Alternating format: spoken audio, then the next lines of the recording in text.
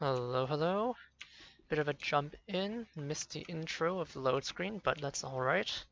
We're in the Tier 8 British Aircraft Carrier Implacable. We're against another Implacable. And we're in Tier 10 matchmaking, which is going to be pretty sad, but you do what you gotta do. And we're on Warrior's Path, and the mode is Domination. Now, it's been a really long time since I featured the Implacable. This is partially because I don't really like it that much. That could of course just be because I'm bad, but I do tend to favor the other two Tier 8 tech tree carriers quite a bit more. Nevertheless, that's not to say that she's particularly worse, just a bit different. But anyhow, we're on patch 0.8.9.1. And I'm just gonna take my sea fires here and do some quick initial scouting. We spot the Vladivostok in Alaska. In terms of ships we want to avoid Des Moines, Worcester, Smolensk, Alaska. Basically most of the cruisers outside of maybe the Zao. Oh, and we bump into someone we don't want to find. But it's a bit too late to leave, as you can see there, and the Smolensk made quick work of my squadron even without helping defensive fire. Which kind of gives you an idea of the fragility of the 6th Plane Squadron of Spitfires. They're a bit too slow in my opinion. I prefer the Shindenkais or the Corsairs by quite a bit, and both those planes have larger squadrons of 9 planes with their attack plane groups. Anyhow, I'm launching the Ferry Spearfish, that is the level bomber on the Implacable, as a follow-up strike. Now these have 32mm of penetration, pre-dropping once there because I'm going to ram them into the Smolensk. Or maybe I should try for a reset. I think I'm going to try for a reset since Shimakaze here has left his AA on. You can see the reticle is quite large. Gonna try and guesstimate where he's going to lead, turning my planes as I watch the ellipses, and I do get a reset, which is good. I'm going to try and get another reset since Shimakaze is kind enough to leave himself out in the open. You can see the tanky planes at the very least are tanky enough to try and squeeze off some extra hit points, and I do skim him with another reset, which is great. Honestly, more than I can ask for. Now 2 bombs hit him, and that's the totality of my damage, so 3,400 onto a destroyer is not bad at all. Now I anticipate at this point that the Shimakaze will have slowed down and entered his smoke cover. I do have a Seattle approaching. Let me see if he'll give me the radar. Now he has dropped a fighter, but there's the Shimakaze right there. And even if he's on the edge of the fighter squadron, don't really care. I want my resets. Fighter does arm against me, so I'm gonna try and get out. Arming the drop. That's 2 planes leaving. I don't have last gasp on this captain, but I can fly this squadron over the Smolensk, which will hopefully protect me from the majority of the fighter. So we did get out of the fighter because Smolensk shot down, but then we bumped into a Worcester, which was obviously quite a bit worse. Sorry.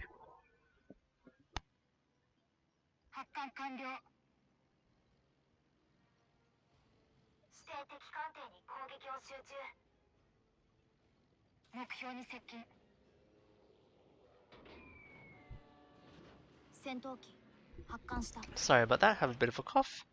You can see there that I was briefly detected by hull by the Shimakaze. My allied cluster over here being exceptionally not that useful. I pre-dropped a squadron in anticipation of attacking this booster here. Arming the drop out nice and even. So these are the Tier 8 level bombers, which have 32mm of penetration and have 4,700 HE alpha. And what this means is that they hit for just about 1,700 per bomb. Now PSV Worcester is pushing in. I don't know why PSV Worcester is pushing in, because if you ask me, this seems remarkably foolish. He doesn't seem to have that much help here. My 90th Smolensk, on the other hand, however, is shall we say, eating it. Now I pre-dropped once, but it's quite possible this is insufficient. See if he defensive fires for, yep, he's gonna defensive fire for my torpedo bombers. Note there as I clip the flak that he does down a squadron, or down a plane in spite of the heal. Trimming, so I end up losing, what, all 6 planes? Alright, 5 out of 6 for a unsuccessful drop, relatively speaking. I did end up taking or making 1 contact, but I want to make 2 contacts if it's going to cost me 5 planes like that. Here I'm arming to drop out nice and early. You can see his defensive fire is still running. Try and speed boost my way through this. Oh, looks like I armed a little too early because these planes are a bit slower than I remember. I did flood him though, so he must have popped his damage control. The defensive fire is off now, and with the help of my allies, honestly my allies did most of the work, but that's fine, I do manage to drop them. And by drop them I mean remove the booster from the game. Now I'm moving my carrier hull into the cap because, well, we need a cap. My allies do fortunately seem to dent that Smolensk, which will make hitting this Alaska with what remains of the squadron quite a bit easier. Gonna take my slow-ish spearfish into the area. It's been a while since I played the Implacable, and as a result you can see me bungling my drop here, holding back on the air brake as much as possible, and I just threw away 3 planes for fun. That's great. Always good to see, but I prefer to show you my mistakes as well as my successes, because that way you get a genuine idea of what it's like when you're out of practice. Now my team is thankfully slaughtering most of these enemies without me. The cluster that was above A-cap over there seems to have dispersed somewhat after losing some of their ships.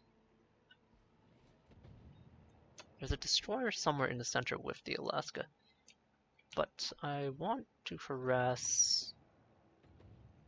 Well, ideally I'd harass this Bismarck, but he's a bit close to the Des Moines. He is, however, separating out, which will make him a good target. This is probably a bit early, so I'm going to pre-drop it. The enemy carrier seems, however, to have anticipated my desires.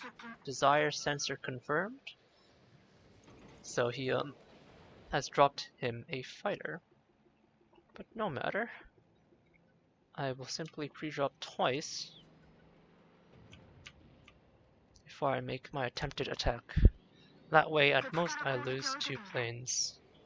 Now, I could probably go with just 2 planes. Bismarck doesn't really have the AA to shoot anything down, as my allies kill him off before I can even get to him. Let's see, where is that Des Moines? There's the Zhao.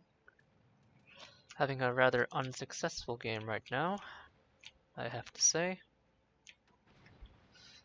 But that's a fact of Tier 8's into Tier 10's life. Now this is a particularly unsuccessful game, but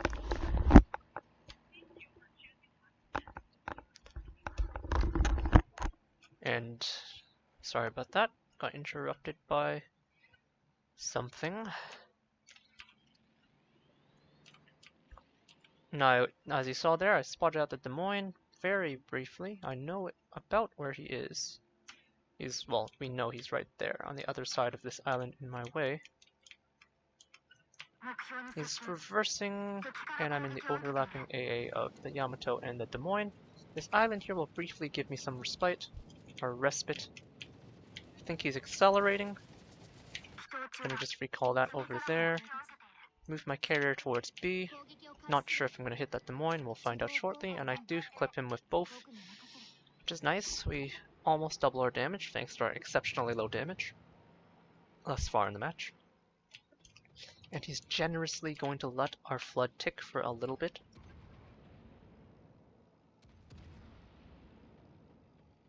I guess he doesn't find flood to be worth repairing, and I guess I can kind of agree with that, although he's not under fire, and not likely to come under fire soon, so one might argue that even though it only did 2,000 damage to him, he could have just damage controlled immediately and probably not been punished. Alright, this time arming at the limits of the Alaska's AA. Now I only have 32mm of penetration, and there are some more heavily armored sections of the Alaska, giving him a fair bit of lead. And there I clip him with 5 bombs, however 2 of them shatter. Enemy Implacable giving him a fighter, which means I'm going to have to execute this attack quite quickly. And ooh, it armed quite quickly, which meant that he did manage to clip one of my bombers, but I got another 2 bombs off before my allies eventually finished him off. My carrier is still slowly reversing in the channel, up to a very casual 30,000. This is definitely not going to help out on my per game averages, but that's alright. Yamato's getting finished off, so I guess I'm going after the Des Moines. Now if I was Des Moines, I guess I would have pushed out. Especially given there's a Kremlin heading toward him. So I'm gonna guess he's in this channel somewhere. Of course, if he's still hugging that corner, well, I'm perfectly fine with being wrong. I'll just circle around for him, and as predicted, he has moved forward, thanks to the converging torpedo pattern of the Implacable, however. I can hopefully hit him. He might thread it because of the way I aimed, kind of aimed it poorly. Yep, I allowed him to thread it with the converging pattern. Should have aimed a little more biased towards one side to make it more difficult. Give him a fair bit of lead, even though I'm dropping almost point blank. Hopefully those arm. Yes, they did arm. 9,000. Pretty low HP on this last plane, but I am British, so my planes are actually quite durable, in spite of their relative tier difference. That last torpedo launch was a bit more speculative. I didn't think I would get it out, so I just tossed it into the water, but it looks like it ended up behind the Des Moines. Now here I'm not going to have a perfect drop angle, but given I'm already closing and the long-ish arming time of the Implacable bombers, I'm going to try and rake him there, and I do actually clip him with 4 bombs. You can see there, even though the ellipse was pretty ugly and misaligned, I did manage to actually damage him quite heavily, kind of showing off the RNG nature of the Implacable's level bomber. Another reason why I'm not particularly a fan of it, I want my munitions to be controllable, and RNG is not that controllable. I don't know why my carrier is the one solo capping B, but I guess I am going to get a solo cap in the case of this game, as a reward, I guess, for pushing in, although my teammates really should have cleaned it up for me. My Yueyang is doing something absolutely atrocious in terms of hunting the carrier, which is something I can't approve of. He does get him though, but my tier 10 destroyer probably should have been inside of this cap, which we don't currently have. Just saying. The Zhao does manage to dodge the majority of my squadron, and he's a fair distance away now. Only sitting at a very humble 46,000. No thanks to matchmaking, but also no thanks to my various mistakes over the course of the game. You've seen me miss with the level bombers several times, and not get quite the clean torpedo hits off which you should with the Audacious / Implacable's converging British torpedo pattern. Only have 7 planes left. My reserves are holding up fine considering it's tier 10, but also considering I'd never attacked any real heavy AA targets outside of that Worcester and the Smolensk, which I attempted to harass with fighter planes. Still have plenty of fighters, all of them in fact. And if I line this up properly, looks like he's running defensive fire on his Zhao, fair enough. I'll just dive right through though. The Zhao does not, unfortunately for him, have the greatest of AA. Need to give it a fair bit of lead, but he can just dodge these by turning in if he has sufficient grounds to do so, and it looks like he does. However, I have a full squadron, because I brought a full squadron, and this drop is looking much less ugly. Only 2 planes left. He's slowing down to try and dodge these, but that means he might take my torpedoes. I'm going to watch these for once because they look nice and lined up, and he should be the last kill of the game for me. 1 and 2 and kill. And game. Very simple. Very, very simple game. Anyhow, just a bit over 50,000 damage. 7 torpedo hits, 17 bomb strikes, 1 in-cap, 2 kills, 3 fires, 2 floods, 8 defended ribbons, 1 captured ribbon, 8 spotting ribbons, and 2 rocket hits. I don't even remember where the rocket hits are from, to be honest. Team score-wise, it's actually a 2,000 base experience game, which actually somewhat surprises me considering this is nothing. But if we go to the detailed report, you'll remember we did harass the Shimikaze for about 25% of his health, a good amount of damage on the Des Moines, a less impressive amount of damage on the Worcester considering how many planes we spent on him. If you look at aircraft lost, I'm sure he shot down many of them. None of my level bomber, oh no, 3 of them, and then 5 torpedo bombers. So you can kind of see, in spite of the relatively low reserves of the Implacable,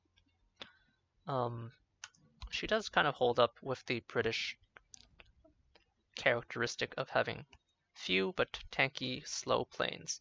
Now, the tanky part is good, but the slow part is bad, because it can make aiming kind of tricky.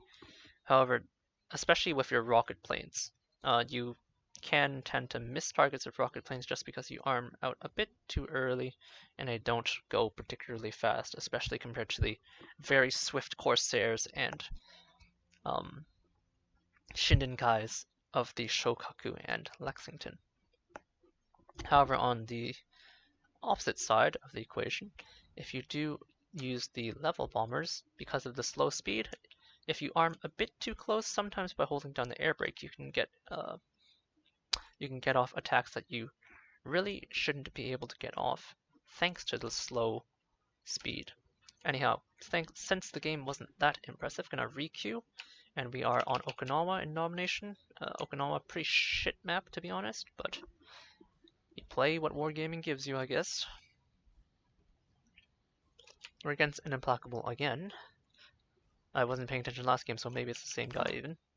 But this time at least it's tier 9, so we're mid-tier matchmaking. There's a Jean Bart to avoid, NCAL and Georgia to avoid as well. Bismarck, Nelson, not so much. Seattle, I'm definitely going to avoid if possible. And a bunch of GDs to harass.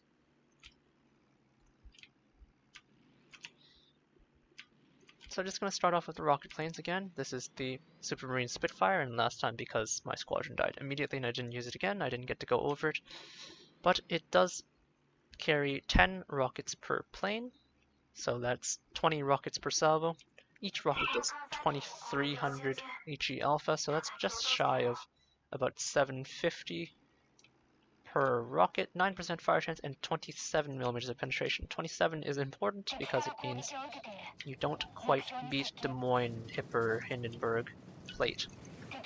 Now I do pop up on a Kiev, a bit too close as you saw me arm quite late there. Expecting to lose another plane in the pass, which means even if I expend one more onto Kiev and get intercepted by the fighter, I'm only going to lose one extra fighter since the ones that arm and attack him will ascend into orbit, and I actually ended up getting clipped a plane on the way in, so I do put some permanent damage on. Some decent scouting as well in the beginning, so Benson's down there, Algerie, Bismarck. So given the density of relatively lightly armored or large targets at B, I'm going to focus my efforts on B. In this case, launching the level bombers, my goal is to spot the Benson and force him to smoke, and then hit the Bismarck. Try and set some fires, and then we can follow up with our Spearfish torpedo bombers.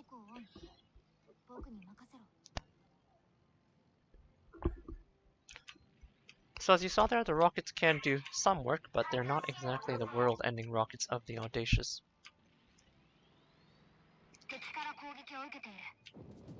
So Benson is spotted. Gonna hit him up with the F3. You can see from that billowing red flak that he is, in fact, running his Sea Hull and defensive fire. I'm gonna try and straddle him to get some defended ribbons, and I do indeed get some defended ribbons. And I force the smoke. I know I said I wasn't gonna go after him, but sometimes I change my mind. I'm gonna try and give him a fair bit of lead. He's thankfully cooperating quite a bit, and I do get a permanent fire, break his engine, and otherwise harass him beside the Bismarck now. So no point continuing. I don't think I can get that attack off. I do force him from the cap temporarily. And he should be right on the edge of my smoke. So given that information, also I got a fire that he put out. No, he's actually on fire, so he's going to be very easy to spot. So given his position, he can only turn back in relatively slowly.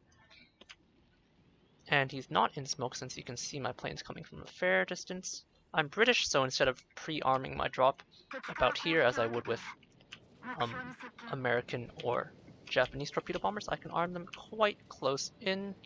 Let's see, he is dead in the water. Maybe he's not running last stand. He's going to take at least one torpedo here. And he takes both. Popping my heel just to increase my endurance. There's North Carolina there on my next attack run, so I am going to actually let this pre-drop go and find my next target. No heel. Did cripple that Benson now. 17,000 worth of GD damage. I can see the Kiev pulling out, so I'm actually going to make a surprise run on the Kiev over here. See if I can't jump him. Now Kiev is fairly fast, so I'm going to have to give him a good amount of lead. Looks like it's under-led, unfortunately. Probably had a good chance at a perfect shot there, but I did screw it up. But, you know, an attempt was made. Now Kiev is still close to me, haven't lost any rocket planes, so might as well spend some time going after him with a second run. He gets a fighter, that's going to prompt me to pre-drop, but I do want to get my defended ribbons. I'm going to defend my Iowa from any potential harassment, since he's in a nice controlling spot. Force the Kiev from the cap, hopefully.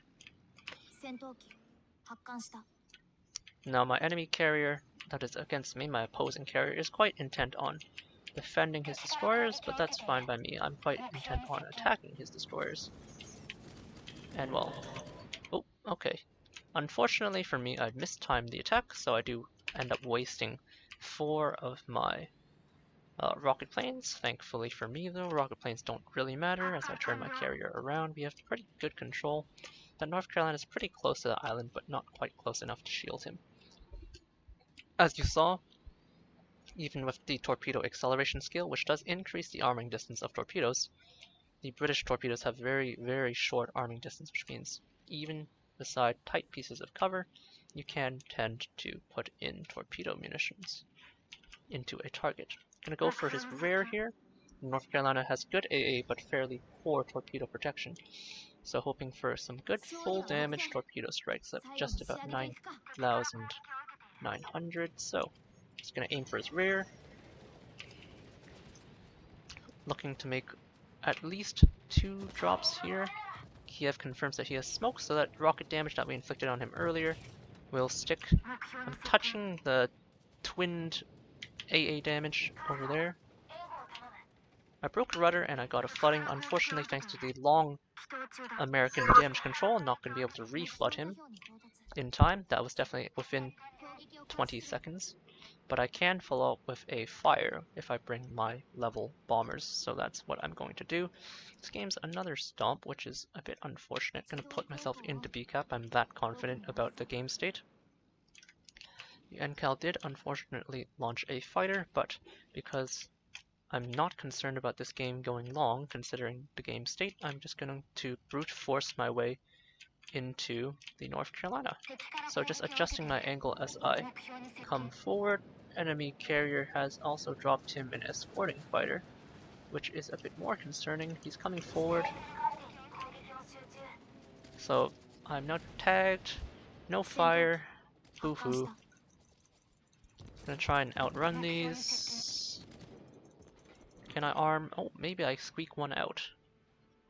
Alright, I squeak an extra plane out, which I really shouldn't have been able to do, but fighters are a bit undertuned right now, so that is what happens.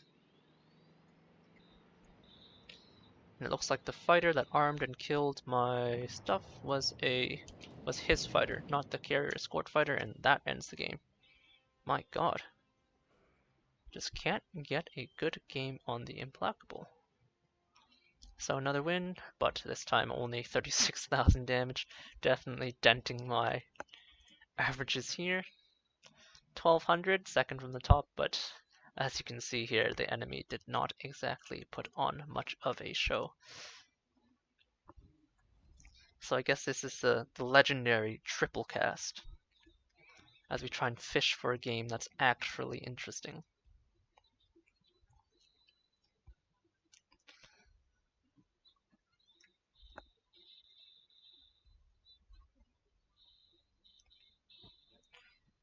My goodness. So I haven't talked too much about the torpedo bombers, I suppose, or the hull. The Implacable is actually, well, as you know, a British carrier. We're top tier for once against the Lexington, NCAL. Nothing else to worry about. The Hwanghae actually has surprisingly good A, but it's a tier 6 and I'm a tier 8, and Harakaze has decent A, but low HP.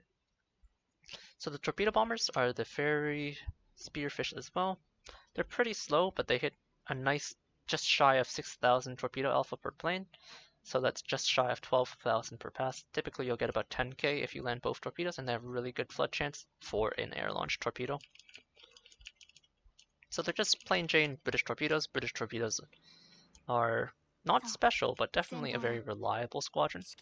They're kind of slow, the torpedoes move kind of slow, but the conversion pattern along with the durable planes means that they get the job done very consistently, especially once you get back into practice and don't miss them.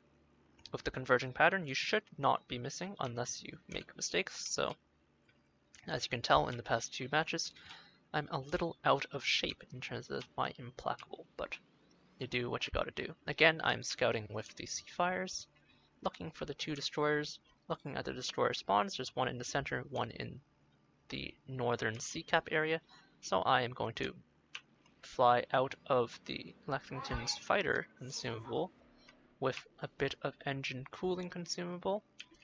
Okay, I did not respawn early enough, so he does tag me. So he's going to make me abort my scouting run. You spot some planes nevertheless, keep arming, keep running. I don't have last gasp sadly, so he is eventually going to catch up. Found the Harakaze, keep arming, keep running. Finally his fighters catch up with me. Keep arming, keep running. Okay, so I lost 2 planes to the fighter. He inconvenienced me, but I did end up finding the Harakaze. Relaunching an almost full squadron thanks to me having used it. We found a DD, gonna harass a DD. The Harakaze smokes are pretty valuable to it. The Harakaze is of course an A-hull Kagero, which has 3 Akazuki guns, so that's the twin 100mm that you find on the Akazuki. In exchange, it gets access to the Kagero's 5.4 concealment and also the stock Kagero torps, which hit pretty hard and go pretty fast and have 10 kilometers range on a very, very squishy hull, which nevertheless can inflict quite a bit of damage if it goes unmolested. Now Harakaze, I assume, continued forward, maybe is like right about there is my estimation. If his AA is on, I should spot him soon. And if his A is off, I guess I'll spot him now. As so. Giving him a bit of lead of the reticle, and I do dent him for 3,700, which is not particularly impressive, but as you can see as I pass over him, he has total health of 13,000, which is not that high, so I just took a quarter off his health.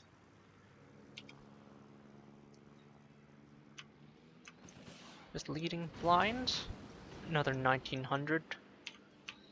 So now he's at half. And I'm sure he's very happy that the carrier just took half his health. And thus begins the tale of Darth Harakaze the Foolish, as I like to say. And that is why the Harakaze really hates rocket planes. It's a great ship, don't get me wrong. It's a hybrid premium that unfortunately is no longer available, but is extremely fragile. So if you make one mistake, you die. Very, very punishing. There's a Pensacola inside of B-Cap, which somehow managed to cap unmolested. He does now pay with his life. Behind him is an Edinburgh, but slightly closer and easier to access is a Colorado. As I close in on him and begin my drop, arming outside of his AA range, I am going to turn myself around. I want to molest these Colorados, but I want to do it without wasting too much of my time. I'm going to pop my heal consumable as I adjust my range. As you can see, I didn't get quite the perfect angle. Al-Shari popped a fighter, so I'm not really interested in harassing him. Someone else also popped a defensive fire. That's also the Al-Shari, since there's no other defensive fire equipped cruisers there. I did miss the first drop quite effectively. Only hit 1 out of 2 of my torpedoes. That's a miss in my books when you have the nice converging pattern here. Colorado showing off its rather impressive bulge for a tier 7, only taking 6,700 from 2 torpedoes instead of the full 1100. Not able to get a full lock in there. Alright, I don't want to get quite so close because I don't have concealment expert. So I do kind of bungle it. Instead of landing 6 torpedoes, I landed 4. But what can you do? You just gotta try again, right? Konevny inside of B, I'll deal with him shortly, but first, I'm gonna dispatch a Colorado. Now the Colorado, as a low tier battleship, is not covered in that much armor. In fact, his external plating is largely made up of 25mm plates as I try and race ahead of him to try and catch the bow. He's in the middle of a hard turn, so really what I should have done is pulled behind his butt and allowed him to continue the turn, and then swooped along behind him as so, and chased instead of looking for that nice bow angle. Now if he continues to turn here, he'll end up nice and straight as I pass over him. A bit early in terms of my lead, but I do get a fire and some pen damage. And I don't think he has damage control right now. And someone cleans him up for me. Wow, thank you. I'm gonna harass the Edinburgh, a tier 8 British light cruiser. Now he's very thinly armored, but much faster, so I'm gonna give him a fair bit of lead. As you can see, there's a lot of hang time on the bombs. Unfortunately, I only land 1. Now, with the Colorado dispatched, I'm gonna turn myself around yet again. Someone dispatched a Nevny that I mentioned I would harass. And this game's fairly even. Edinburgh's smoking. Algerie has expended his defensive fire and fighter consumable by now, so I'm gonna go make his day.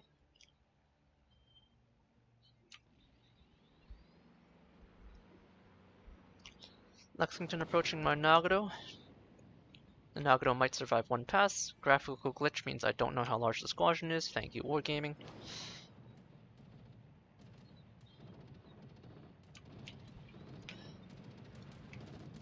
I just know he has planes left, don't know how many, so I guess I'll drop him a fighter. Now normally if it's the last squadron, which it looks like it may have been, I would not drop him a plane, but I couldn't tell, so as a result, I'm gonna ignore him. Okay, I did not really think I wanted to drop that Algerie, but turns out no one shot him before my torpedo landed, so I guess it was worth it. Now this is gonna miss. You can see the North Carolina is already turning in. He had a fighter. Don't know what happened to it. He does just manage to squeak past. Now I want to cross him with my torpedoes, but I need to make sure I get enough forward distance in front of him first. Get the convergence. And let's see if I aim this properly. I might give him 1. Nope, I'm bad. Oh, we'll try again. As you can see, the converging torpedoes, because they're not quite straight, can sometimes cause you to miss things that you really shouldn't be missing if you aimed properly. So, as you can see, bad player blaming his equipment instead of blaming himself, the classic. Even I am prone to these fallacies. Well, that's alright, we have plenty of torpedo bombers and plenty of reserves anyhow. My carrier hull is being used as a pseudo AA platform by the North Carolina, but that's quite alright. Enemy North Carolina making a pass on me as Edinburgh opens up on me. Time to turn around. I have the luxury of doing so since I moved my planes out of the trajectory of the North Carolina's anti-aircraft fire, dodging flak as we come in, waiting for convergence. Give him a fair bit of lead, don't have a great angle. But those look actually quite good, at least should hit one. And okay, I led properly for once in my life. Storm kicks in. Don't know if it's a just for flavor storm. Nope, it's a cyclone on the edge. It's not a just for flavor storm. I did get a flood, as you saw. Again, reconverge towards the cap. I got another 2 hits and 2 defended ribbons. For once in my life, I'm landing my munitions, and I'm going to try and bail my Gaeta out. Now, no ticking on the damage, which means damage control by the North Carolina. Didn't get any follow-up flooding, thanks to the long American damage control. Gonna find the direction of his bow. Not gonna be able to get a perfect line up. Hit a flak puff, that's why so many of my planes got damaged at once. So first pass is going to be very imperfect.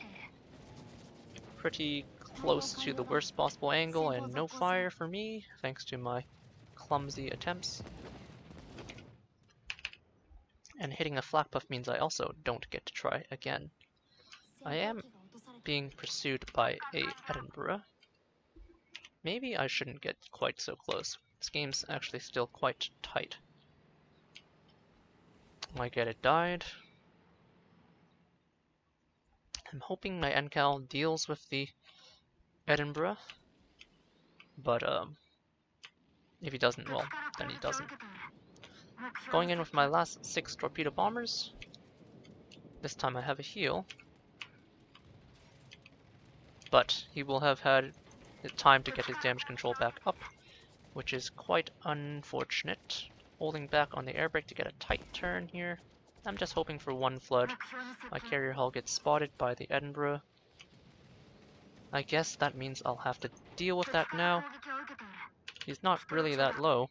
My North Carolina did dodge. Okay, they rammed. Interesting, I incapacitated something. I should probably run. My Cleveland's taking a cap. I should definitely run, actually, if the cyclone ends and I'm still in range of the North Carolina. And I get spotted by the Lexington. He knows where I am, although he's busy with a Kiev right now. Then I could die. Alright, this time, following the turn. Might be a bit too forward. I reckon it's a bit too forward, yeah. Bit too forward. You can see him shattering some of my bombs in spite of the 32mm of penetration, thanks to his 38mm middle deck. Thank you, American all-or-nothing engineering. Can I get all 16 bombs onto the target? No, I can't. One of my planes dies. And only 8 will pass, and a battleship gets straddled by the level bombers. I love level bombers. Sarcasm intended. Now there's a Colorado headed for my Cleveland, and North Carolina headed away. So even though I was harassing the North Carolina up till now, I'm going to switch over to the Colorado in order to defend my Cleveland. Now the Cleveland does easily put out withering amounts of firepower to melt a Colorado, but the 16-inch or 406mm shells, if you prefer, of the Colorado easily overmatched through the Cleveland's 25mm plating, which means that I should give him some assistance. In addition, this guy looks pretty untouched, which means his superstructure is probably pretty unsaturated, which means I can look forward to some pretty meaty chunks with any high explosive damage, such as the rockets. And there you have it, 6200. Bullying this poor tier 7, who can barely scratch my rocket planes, my weakest attack plane, another 4000 and a fire. Again, I have to be careful not to get too close in case things get dicey. The cyclone may not continue going off for the duration of this attack flight. You never know. I did get a fire with one of my rocket passes, so I'm going to follow up on that Colorado. Provide some AA fire, which is relatively unnecessary for the Cleveland. The Cleveland has excellent anti-aircraft firepower against on-tier carriers, and even serviceable anti-aircraft firepower against tier 10 carriers, but that's neither here nor there in the case of this particular game. Hopefully I gave him sufficient lead. One of them might arm too close. Alright, I screwed up again, only hit one torpedo. As you can see again, the enemy Lexington still determinedly trying to drop defense fighters, but in this case, one is over Cleveland, two, I don't care. Again, gonna move back. I'm detected, but that's by aircraft. I hit two torpedoes this time, and as I mentioned, my nearly full health Cleveland does take a big chunk, thanks to the overmatching qualities of the Colorado's 406mm cannon. Cyclone is passing. Colorado is dying. Fighter is coming. Apparently for the Kiev yet again. Lexington has turned himself into a mobile anti-aircraft platform, which I can respect. At this point we're up enough points where I don't need any of the additional caps, so I'm going to just pull away in case of emergency. Probably should have dropped the Cleveland a fighter in spite of everything. He's burning. I'm going to try and land 2 extra bombs to kind of punch through that heel. My bombs straddle again because, well, why not? And I'm over a Lexington, which means those planes are gonna die. Now, given that all the surface threats are dead now, with the death of the North Carolina, I'm gonna go after the Lexington with my torpedo bombers. He's limping past this island, which is both good and bad. It's bad because it limits the angles I can attack him from, but it's good because it shields me from his AA. I'm gonna wait for him to come out. As you can see, I'm following him on the minimap, He's in the midst of a hard turn. Not a great angle, but my allies might finish him off anyway. He's on fire. And finally, a half-decent implacable match. And thankfully, for once, we're top tier. So we got the full assortment of bottom tier, middle tier, top tier. Middle tier game was kind of garbage, but anyhow. 83,000 damage, 15 torpedo strikes, 10 bomb hits, 4 fighters interdicted by hull, 4 incapacitations, 1 kill, 2 fires, 2 floods, 5 defender ribbons, 10 spawning ribbons, 26 rocket strikes, and 1 plane interdicted by fighter. Fuck fighters, they don't do anything anyway. Only 1,569 in terms of base. Didn't particularly do anything that impressive. We did harass the Harakaze and chunk him down to what amounts to 60% of his health left. But otherwise, we were farming battleships like a degenerate, which leads to low base experiences but high damage. Anyhow, just to top things off, since it has been a fair amount of time since I covered the Implacable. I don't know why these compliments are coming, because I didn't do anything, but okay, sure.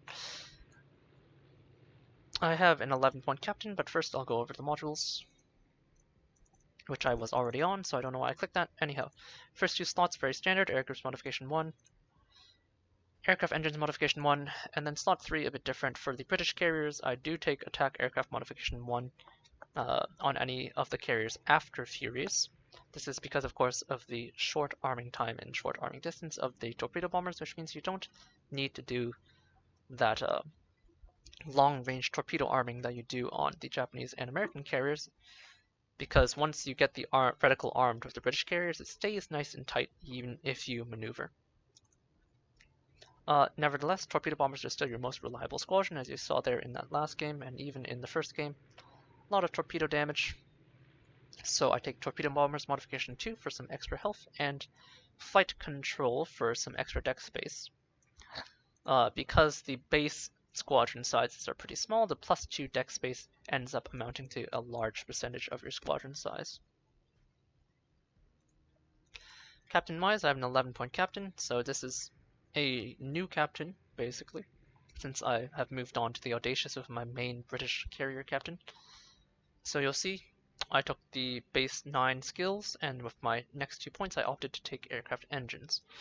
Now my next point will probably go into Last Gasp. There were several moments there in the game where I wanted Last Gasp, but I didn't have access to it, or in the various games we covered actually. At this point this is probably something like a 40-minute video, rest in pieces.